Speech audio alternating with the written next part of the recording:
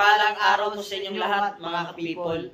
So mga ka-people, ako nga po pala si Josepos Iskol, no? Hindi na natin patatagalin to mga ka-people, no? Regarding to sa nangyaring mga ka-people, yung sa war on drugs nga na binabatikos ngayon si Pangulong Duterte, no? Doon sa Quadcom ba yun, mga ka-people? Maraming mga sistemang nangyayari doon, mga ka-people, na gaya ng mga kwini-question si Pangulong Duterte. Pero ganun pa man, mga ka-people, no? Ito ang masasabi ko, mga ka-people. Yung sa naunang video ko, mga ka-people, no? Nung nag-share ako ng video ko nung una, no? Nag-testimony ako, mga ka-people, regarding sa buhay ko, no? Yung nga, dating naging user ako, hanggang naging pusher, hanggang naging involved ako sa mga sindikato dati, hanggang, yun nga, nung pumasok yung Pangulong Duterte, yung sa tukhang, ginamit ng Panginoong Diyos yung Pangulong Duterte, mga ka-people, no? Para magbago ang isang tulad ko. Para mabigyan ko rin kayo ng advice ngayon dyan sa lahat ng mga gumagamit pa ngayon. Pero hindi ko kayo ginajudge, no? Sana magbago po tayo. Ganun pa man, mga ka-people, no? Hindi po ito kwentong barbero. Hindi. Based to sa nangyayari sa totoong buhay. Kaya nag-imbita ako dito, mga ka-people, no? Ng isa sa mga ka-brother natin, no? Na si Brother Renz. Ikukwento rin niya kung anong nangyari sa buhay niya. Brad. Ako nga po, magandang araw mga ka-people, no? Ako nga pala si Brother Renz. So nga po yung pinagdaanan po ni Brother Joseph na ganun nga po yung pinagdaanan niya na nagtulak po siya ng droga. Ang sa akin po ay nagtulak din po ako niyan. Nagtulak po ako hanggang sa napasok ako sa mga kung anong-anong maling gawain. Hanggang sa punto, dumating po sa punto na nakulong po ako ng 2 years in 6 months in 3 days. Yun po mga ka-people. Saan yun? Saan yun, bro? Sa Malolos Jail, Provincial Jail. Provincial Jail, Bulacan. Yun nga po mga ka-people, simula nung nakulong ako yun, nakilala ko po yung Panginoon. Hanggang sa paglaya ko na pinangako ko po sa Panginoon na magbabago po ako. Hanggang sa po napunta po ako dito sa church.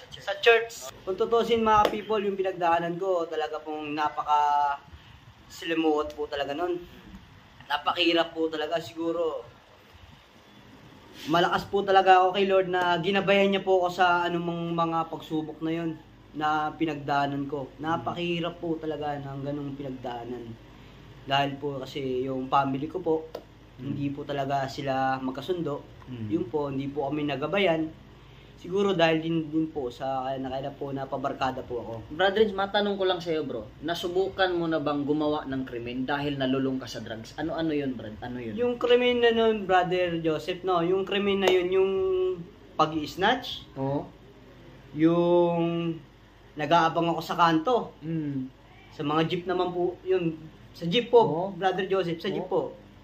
So, isa yun sa naging mo, Brad. Ano pa bang naging experience mo nung time na yun? Ano pa? Akit bahay. Grabe. Pinapasok ko po yung mga bahay na yun.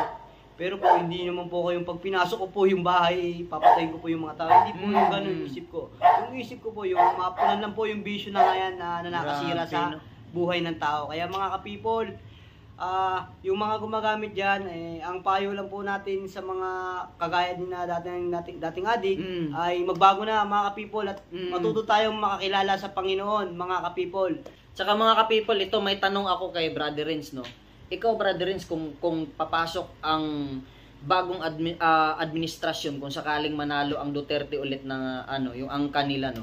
Kung si Presidente Sara man manalo at ipagpatuloy yung war on drugs, papabor ka ba doon? Bakit? Oo naman, Brother Joseph. Pabor naman po ako doon sa war on drugs dahil po nakasira po talaga ng buhay ng kabataan, pamilya, at kung ano pa man, mga kapatid, mga people. Dahil po ang drugs po talaga ay nakakasira po talaga yan. Marami pong pwedeng mangyari sa'yo. Marami kang pwedeng, hindi mo pwedeng gawin. Maraming mali.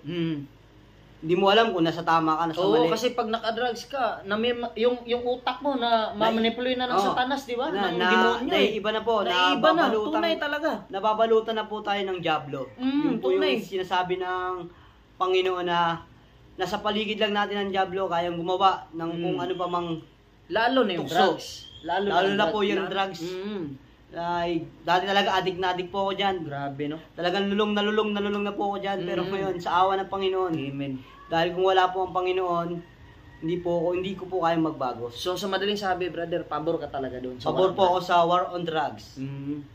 Pero ganun pa man, no, pabor, kahit ako, pabor talaga ako sa war on drugs, mga ka-people. Alam nyo ba ako? Hindi ako pabor doon sa nangyayaring mga nabibiktima ng patayan. Pero dahil nga sa sa sistema na war on drugs, no, ang tinutumbok lang natin dito, mga people, pabor ako kasi sa dami kasi ng mga kabataan ngayon na nalulung na sa bisyo na naman.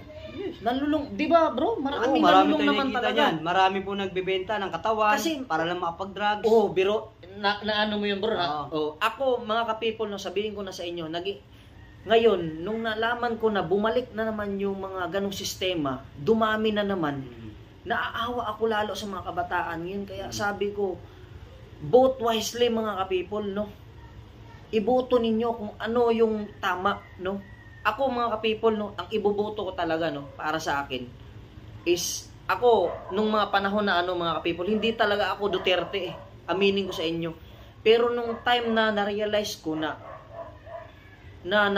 sa buhay ko nung mga time na yun, mga ka-people, dahil nabago nga ako ng ganun, paano na lang pala kung hindi pumasok yung administrasyong Duterte, bro? Singit po, bro, pwede ba ako sumingit? Kasi po sige. talaga, dati po talaga galit na galit ako dyan kay Duterte.